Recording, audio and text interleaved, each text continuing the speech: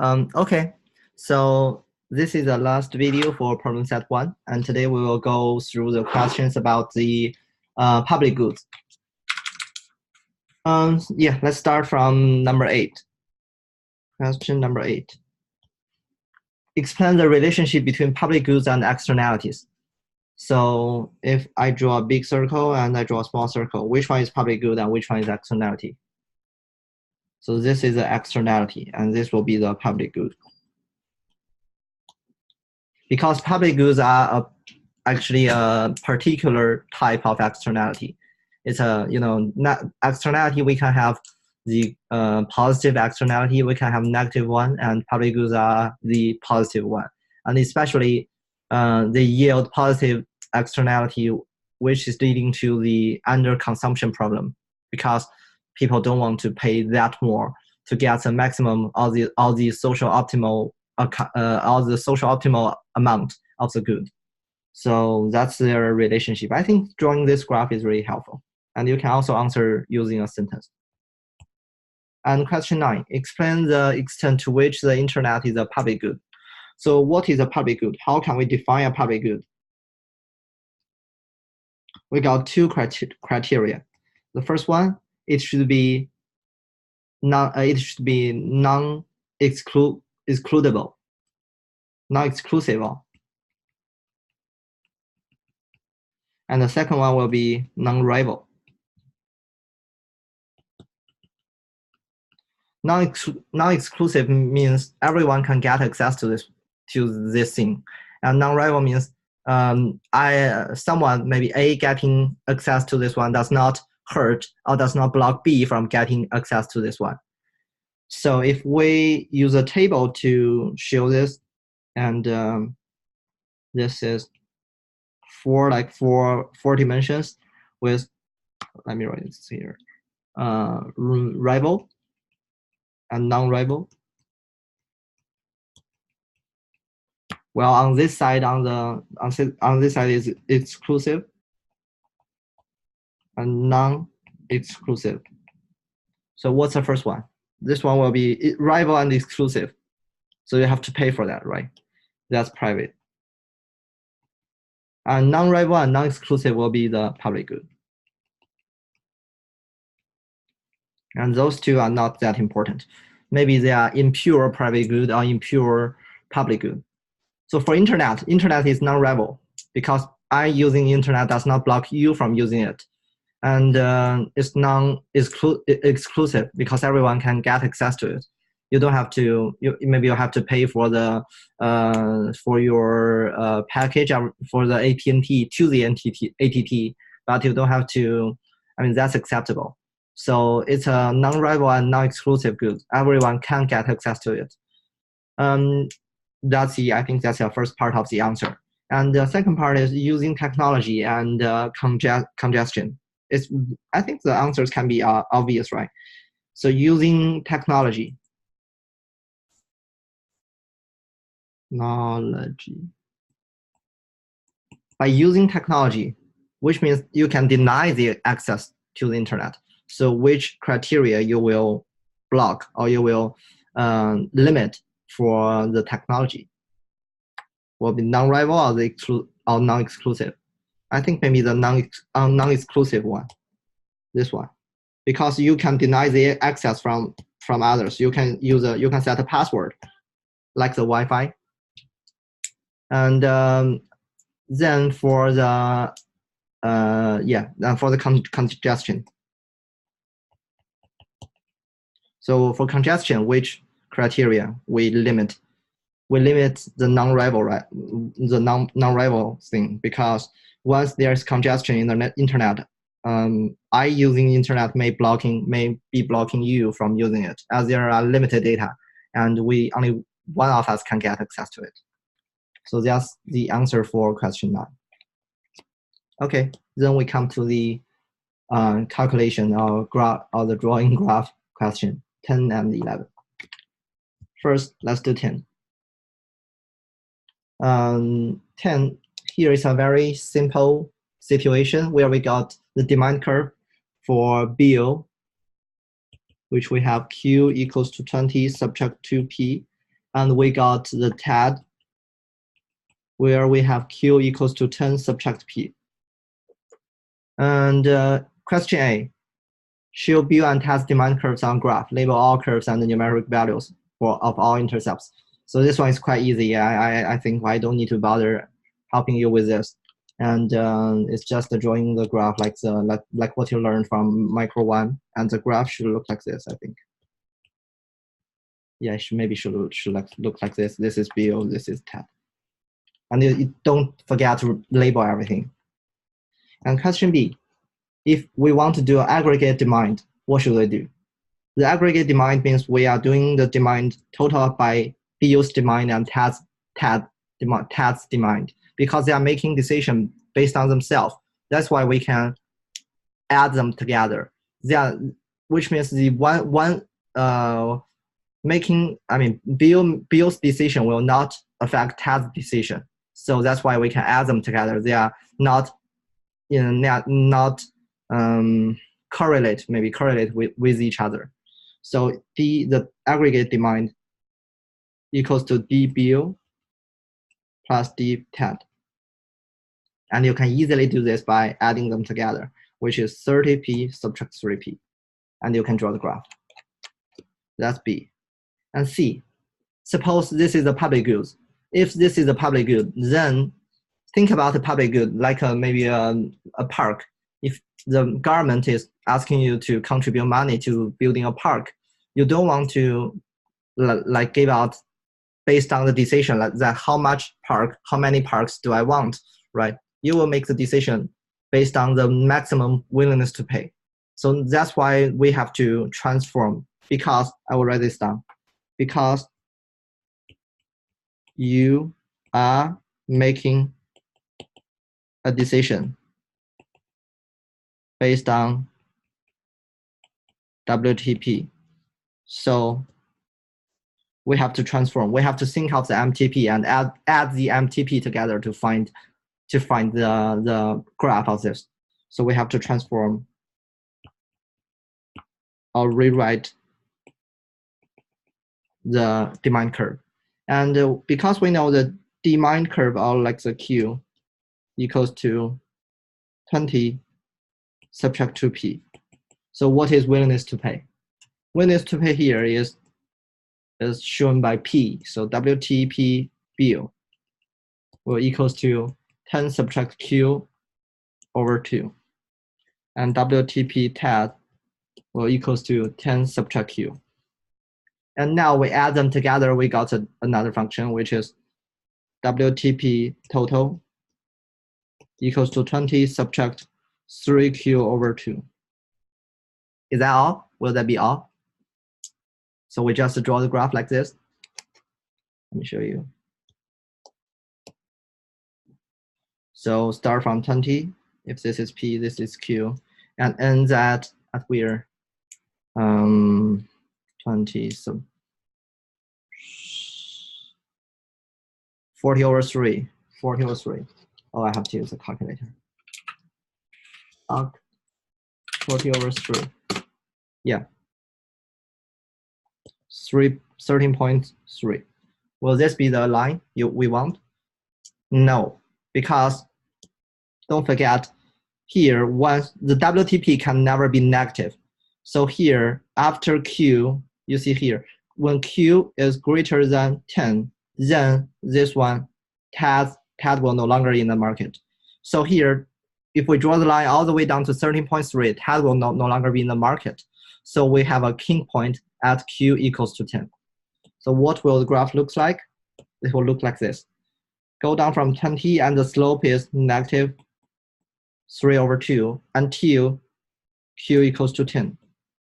And then only who is in the market? Only Bill is in the market. So then it will be the 10 subtract negative Q over 2. So then the slope will be, the slope then will be negative 1 over 2. So that's how it works. And the final intercept, you can use Bill's demand curve to find this intersect. X intersect will be 20. So this is the king point. And if we also show bills and the tax curve on the graph, this will be bills, and this will be tax, and we add them together. And don't forget to label everything again. What is this point? What is this point? What is this point? Oh, I labeled this one. And yeah, maybe this is bill, this is TAD. And yeah, that's the complete answer for this question. And okay. So question 11. Question 11 is a little bit similar to question 10. What is the marginal social cost and what is the marginal social benefit of consuming clean water X?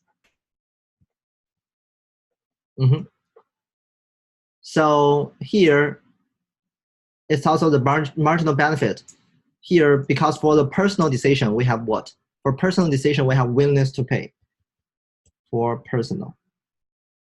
But when it comes to a society, we have to do the marginal social benefit. That's marginal social benefit is actually the willingness to pay of the kind of like the society. And we have MPBA equals to 200 subtract 2x, MPB equals to 100 subtract 2x. So we add them together, which means the social benefit, like the social marginal social benefit, equals to 300 subtract 4x. Will that be all? No, because here x should be smaller than 50 to make b in the market. So x is smaller than 50 when b is in the market. When x is greater than 50 and maybe smaller than 100, only a will be in the market. So MSB equals to MSA. I'm sorry, equals to MPA. MPBA equals to 200 subtract 2x, and when x is greater than 50. So you see it's quite similar to question 10. And B, draw a graph indicating the marginal cost, marginal private benefit, and the marginal social benefit.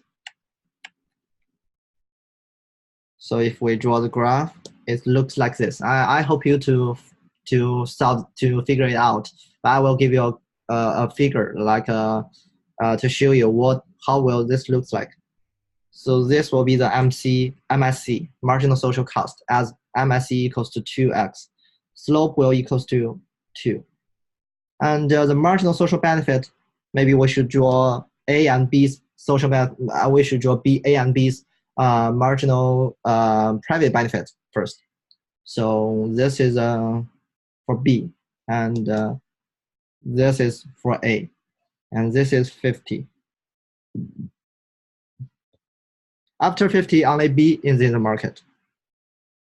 So the final graph looks like this. The marginal social benefit will add this part, and this part. Add them together, you will find a new line of this. This is the MSB, but it only go to the king point, and then it will overlap with the marginal private benefit of A, because only firm A is in the market.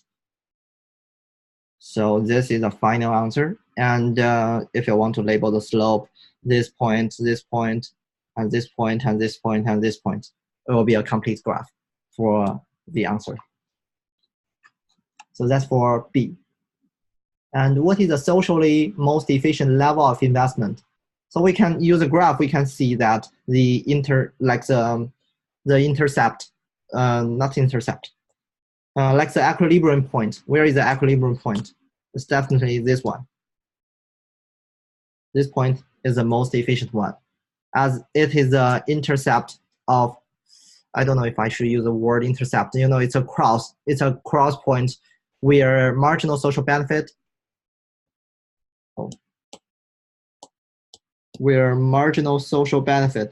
cross the marginal social cost. It's like the demand curve cross the supply curve, so makes this the most efficient point. And this point, if you draw the graph correctly, the level of quantity, the x will equals to 50. So it's just the king point. So that's a trick where maybe the question, whoever designed this question, he designed it to be efficient at the king point. This will save a lot of time. For example, if the king point is at here, if it is at here, you have to do another part of calculation. You have to combine this, you have to combine this demand curve and the supply curve, or the marginal social cost curve. So C, the answer will be 50. And for D, in a private market economy, how much investment in clean water, XA, does Angus purchase? So in private, it's easy. We just set a marginal private benefit equals to marginal private cost. So this one equals to 200 subtract 2x, and this one equals to 2x. We find out that x equals to 50. Here, we don't need to bother about like whether x is greater than 50, smaller than 50, because we are only considering one market. So for one market, we got the whole line. We got the whole line of the A Fermi's. We got the whole line of Fermi on the graph. And question E. So Beatrice anticipates. I'm sorry if I pronounce this name wrong, but yeah, Beatrice anticipates that Angus will purchase XA. Then how much of the public good XB will Beatrice purchase? So if Beatrice is clever enough, and we know the social, because the social from question C, we know the social optimum value, social optimal level is what? Equals to 50. And from D, we know that A will purchase what? It will purchase 50. As it is a public good, it has positive externality, and once the other guy has paid for it, you don't have to pay for that because you have free access and it's non-rival. So which means you will pay zero, right? You will buy zero. You will produce nothing. Like Beatrice will produce nothing. That's what we call what? The free rider. That's a free riders. It's like we now know free riders, especially in collaboration project. Someone will always do nothing, and like the other guy making the PowerPoint, doing everything. And sometimes this also happened in China. And question F, the final one. How much is produced in the private market equilibrium, and how much is purchased by Beatrice, and how much is purchased by Angus? And so, yeah, in the private market equilibrium, if there's a private market equilibrium for Angus, for firm A, here we don't have firm A or firm B, we have Angus, sorry. So for Angus, he will produce 50, right? He will produce 50. And if we want to find out the private market equilibrium, we have to transform the equation here, because now we are doing the aggregate. We are doing the adding. We're using the summary or the summing function to find out the aggregate demand. So first we have to do a little bit transformation. You have to transform MPBA equals to 200 minus 2x and into x equals to what? And MPBB equals to 100 minus 2x equals to transform into rewrite into x equals to what? So the first one, if P equals to 200 subtract 2x, then x equals to 200 subtract P over 2 equals to 100 subtract P over 2. And for the second one, if P equals to, this is the first one for Angus, and for Beatrice, if P equals to 100 subtract 2x, and x will equals to 100 subtract P over 2, which is 50 subtract P over 2. So what will this give us? This means 150 subtract P equals to x. That's the solution for private one. So how much will be produced in the private market equilibrium? And if this X is like the quantity, and we also know that this is a demand curve. And what's a supply curve? Supply curve is marginal social cost. And maybe now we have not marginal social cost, like the cost, right? P equals to 2x. That's another function. So we set them together. We set them equally. What should we do? We should do x equals to p over 2.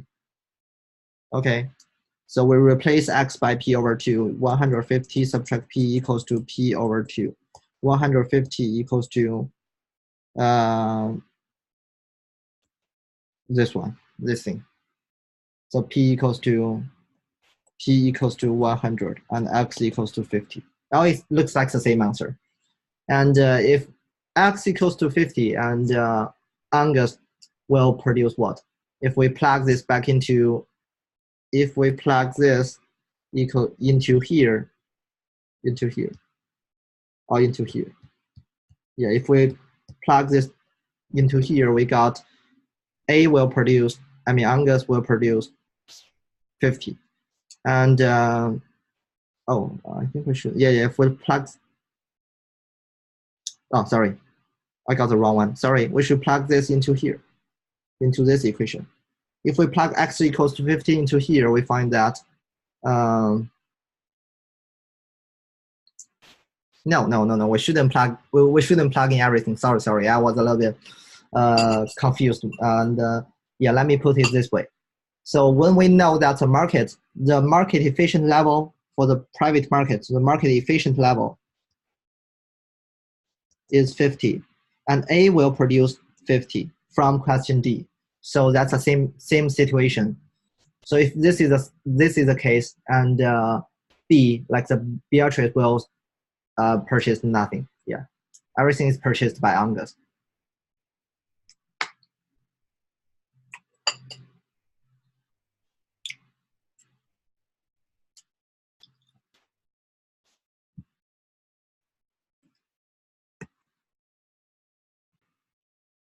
So yeah, anyway, you should, for the private market, you should use the price.